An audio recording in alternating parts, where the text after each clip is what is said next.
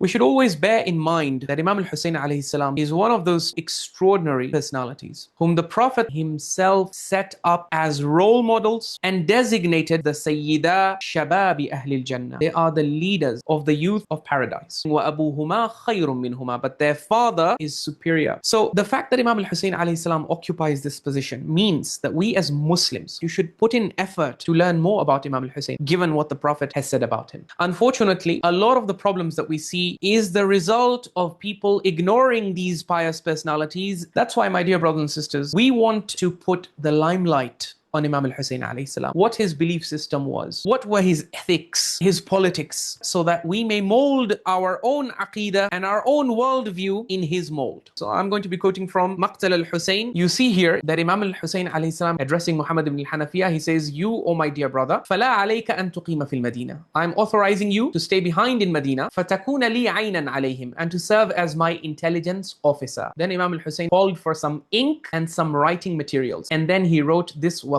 بسم الله الرحمن الرحيم. هذا ما أوصى به الحسين بن علي بن أبي طالب. This is the Waṣiyyah of Al-Hussein, the son of Ali, the son of Abi Talib, to his brother Muhammad, the son of Ali, also known as Ibn al-Hanafiyyah. Now look at the aqeedah of Imam Hussein alayhi salam, his declaration of his belief system and his faith. He says, إن الحسين ابن علي يشهد أن لا إله إلا الله وحده لا شريك له وأن محمدا عبده ورسوله جاء بالحق من عند الحق وأن الجنة والنار حق وأن الساعة آتية لا ريب فيها وَأَنَّ اللَّهَ يَبْعَثُ مَنْ فِي الْقُبُورِ. Then goes on to provide us with his mission statement. If you're looking for the primary source of this letter, it's mentioned in Kitab al-Futuh in volume 5, page 21, Waṣiyyah al-Husayn li Muhammad. It is considered to be reliable, and that's why it is included by Ayatollah Muhammad al-Rayshahri. And if you want to access this in English, you have the book entitled Chronicles of the Martyrdom of Imam al-Hussein alayhi salam, by the same scholar that we were talking about. See the will of Imam alayhi salam to his brother Muhammad ibn al-Hanafiyyah from Kitab al-Futuh.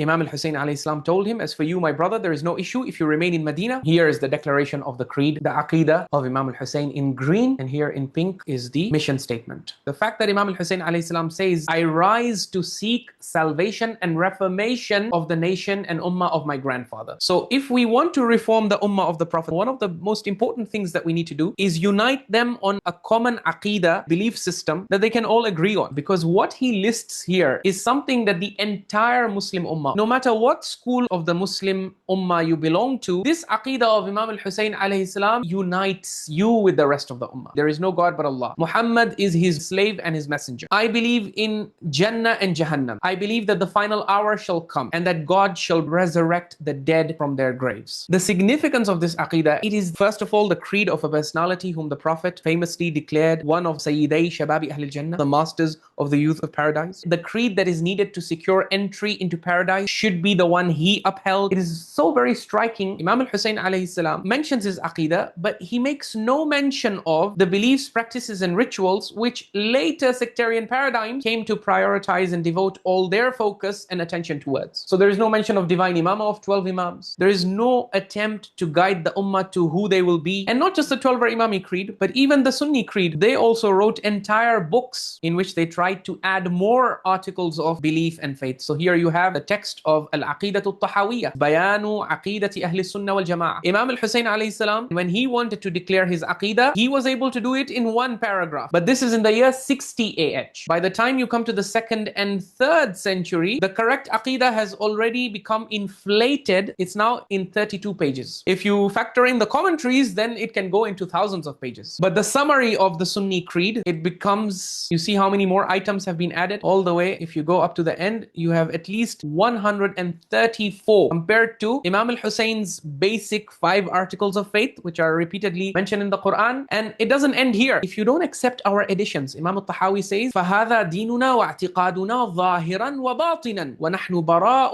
إِلَى اللَّهِ مِنْ كُلِّ مَنْ خَالَفَ الَّذِي ذَكَرْنَاهُ. All of these 134 points. This is our deen, and this is our belief outwardly and inwardly. And we disassociate in front of Allah from everyone who opposes us in any of the points that we have mentioned above. This is how sectarianism comes into existence. You take the aqeedah that Allah gives you in the Quran, you say we accept this aqeedah, but we're not satisfied with it. We want to add more items. So you add more items. One sect adds 10 more items, another adds 100 more items, another adds 134. Then after adding it to what Allah had originally revealed, you start claiming hada dinuna. The religion of Allah is not just what Allah has revealed in the Quran. No, it's the Quran plus what we have added. So you have to accept our editing as well. And if you don't accept what we have added, then we disassociate from you. Worst case scenario, we do takfir, because when you say hada dinuna, this is deen, then anyone who doesn't believe in any aspect of the deen becomes what? Becomes a kafir, becomes an unbeliever. So by adding things to the religion, you open the door to expelling huge chunks within the Muslim Ummah. You just conveniently expel them from the fold of Islam, or at least from the fold of Iman and correct belief. And then you break brotherhood with them. Imam al-Tahawi, this is more like the mainstream Sunni Aqeedah. But then when it comes to the Atharis and the Salafis and the Wahhabis, they have another book that they rely on, which is Al-Aqidatul Wasitiyyah, in 160 pages, authored by Shaykh al-Islam Ibn Taymiyyah. And you see, this is all based on ijtihad. That's why you see the creed differs from one scholar to the other. And this is just the main text. If you look at the commentaries, you have, for example, Sharh al-Aqidatul Wasitiyyah. This is a commentary on this book, Al-Aqidatul Wasitiyyah. Now, the commentary itself, to understand the main text, you have a commentary, and the commentary itself runs in how many pages? 896 pages. So this is as far as the Sunnis and the Salafis are concerned. Then when you come to the 12 Imamis, you have Shaykh al-Saduq, Kitab al-I'tiqadat. This is the Imami Creed. This is in 129 pages. But you can see that this is based on human ijtihad from the fact that Shaykh al-Mufid had to author this book, Tasheehu I'tiqadat al-Imamiyya. This is an emendation, correction. So when Shaykh al-Mufid, when he reviewed Kitab al-I'tiqadat by Shaykh al-Saduq, he found it unsatisfactory, and he tried to correct the errors of Shaykh al-Saduq. But again, Shaykh al-Mufid, was he a prophet? Allah never revealed any warrant of authorization saying that whatever is in this book is representative of the correct aqeedah. Today, in the Hawza of Qum, for example, in Najaf, the book that they teach, Kashful Murad fi Sharhi Tajreed al-I'tiqad. So in any case, Muslims were not satisfied. They did not suffice with the aqeedah that Allah gave us on a silver platter. Rather, each sect very conveniently took its belief and it inserted it into the creed. And then these books are being taught in the seminaries, and they're teaching it as if it's revealed religion. And this, my dear brothers and sisters, is a very, very dangerous thing. So look at what Al-Baqir عليه السلام says when he's asked, سألته عن أدنى ما يكون العبد به مشركا. He asks about the smallest thing by which a servant becomes guilty of shirk. Yani, what is the smallest or the least of the acts that can make me a mushrik in the sight of Allah? Again, we're not speaking jurisprudentially here. In the life of this world, after doing this act, you may still remain Muslim and mu'min ala zahir al-Islam. Outwardly and apparently, you may still remain Muslim. But in the eyes of Allah, you will become a mushrik. Allah will see you as someone who is guilty of shirk. Al-Baqir, this grandson of the Prophet, look at what he responds. Man qala lin-nawati innaha hasatun. The least of the things that can make you guilty of shirk in the eyes of Allah, if a person says of a date seed that it is a pebble, and of a pebble that it is a date seed, and then adopts that as his religion. Volume 2 of Al-Kafi, page 397. And the authentication, Ayatollah Sheikh Muhammad Asif Muhsini has authenticated it. But basically what this narration is saying is that the least of the acts that you can do to become a mushrik in the eyes of Allah is to first make an incorrect statement. The Imam gives you a very small example. The moment you declare a date seed to be a pebble, you have made a false statement. But now if you were to stop at that, your mistake can easily be forgiven by Allah. You know, I did ijtihad, I made a mistake, I was a sincere person. But the problem becomes compounded when you take your false statement and then you add it to the religion, and then you claim that it is part of the religion of Allah. First of all, you made a false statement. Then you added insult to injury and petrol to the fire by taking that false statement and inserting it into the religion as aqeedah. And then what happens after you insert it into the religion and make it aqeedah? Then you start takfiring the whole ummah for disagreeing with you on this belief that you invented falsely and then added to the religion. Once you understand the implication of this,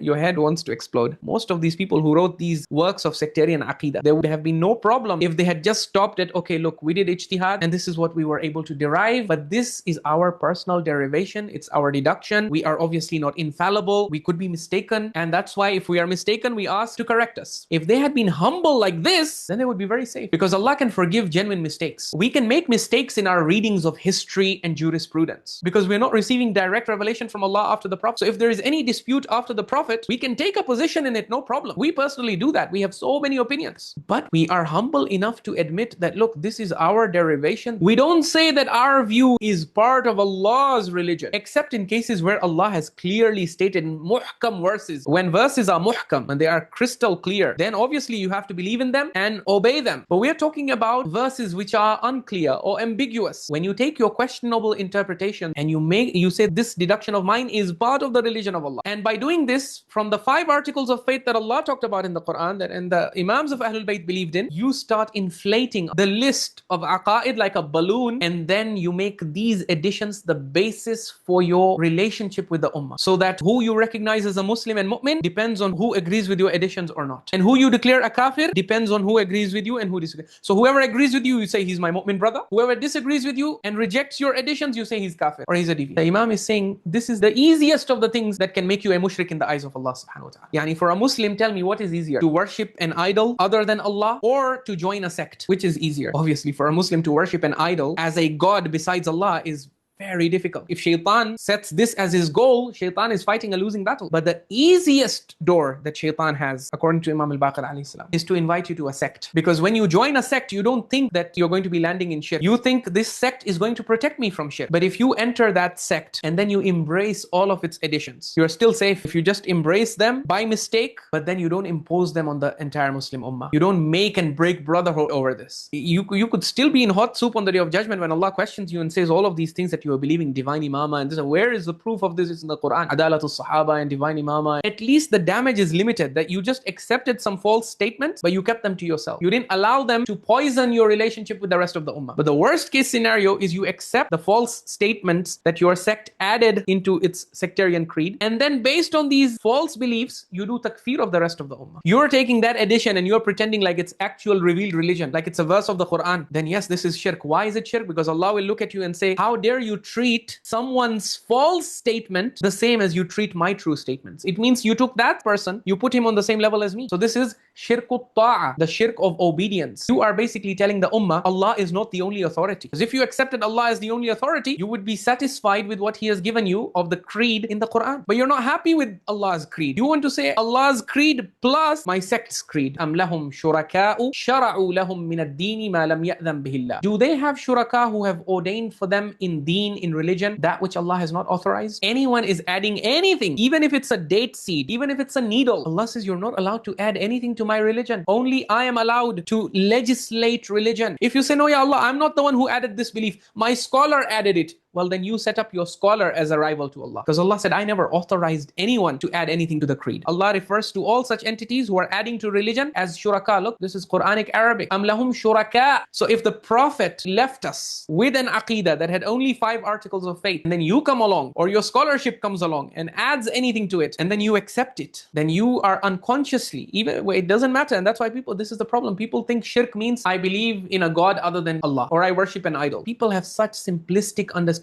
of shirk, unfortunately, in this ummah. And this is part of the deceptions and the traps of shaitan. So shaitan says, well, there is another easy trap door which opens into shirk without you even realizing. And that is the trap door of al-Ta'ifiyya, sectarianism. You can hold on to your views. See, I personally have so many historical, political views. Why is Allah not going to punish me for those? Because I don't impose them on the ummah. I have so many things in history. I believe, for example, that after the Prophet ﷺ, for example, Imam Ali alayhi should have been a Khalifa. And I have my proofs and evidences also for this. The Quran talks about certain qualities and characteristics that a leader should have. Inna Allah astafahu alaykum wa zadahu basṭatan fil ilmi wal jism. Allah has chosen him above you, and He has increased him and given him abundance of ilm, knowledge, and jism, physical prowess. Now you look at the personalities after the Prophet. Who can match Ali ibn Abi Talib in knowledge and in physical prowess and bravery? I'm not saying that the Quran appoints Imam Ali alayhi salam, but I'm saying that if you take the Quranic criteria in mind, you can very easily derive the idea that we as an ummah should have chosen Imam Ali alayhi salam. But why does this not make us into a sect? Because we don't impose it on the ummah. We don't add this to the usulul deen, the usulul i'tiqad. And we don't tell the ummah that you either believe in this, you agree with us on this opinion, or else you are kafir, or you are deviant, or you're this or that. If you want to believe Abu Bakr was superior candidate, be my guest. You are entitled to your view and your opinion. And these opinions, if we just take them as human opinions, they will not divide us. At the end of the day, our aqīdah, religious aqīdah, still remains the same. The problem becomes when we take historical political readings, we add them to the aqīdah, aqeedah and we say this is deen now. Imam al-Baqir alayhi salam is saying, if you have this kind of attitude, don't be surprised when Allah slaps a lawsuit, a case of shirk against you on the Day of Judgment. There are report after report. You already just saw what the Waṣiyyah of Imam Hussein alayhi salam is and what his aqeedah is. Now go and read the Waṣiyyah of Imam Ali alayhi salam. That Waṣiyyah of Imam Ali alayhi salam also has the same aqeedah. Ali ibn Abi Talib testifies that there is no God but Allah alone, and that Muhammad is his slave and messenger. All of this serves to show us Imam Ali alayhi salam's legacy and even Imam Hussein alayhi salam's legacy is not a sectarian or divisive one. These great Imams from the Ahlul Bayt were upon the deen of Islam which the Prophet brought, and these Imams did not seek to create any sect within Islam. And in this sense, these Imams were pre-sectarian Muslims and mu'mins, and they are the best role models. And it is this pre-sectarian and non-sectarian Islam that we must seek to uphold and invite people towards if we truly wish to honor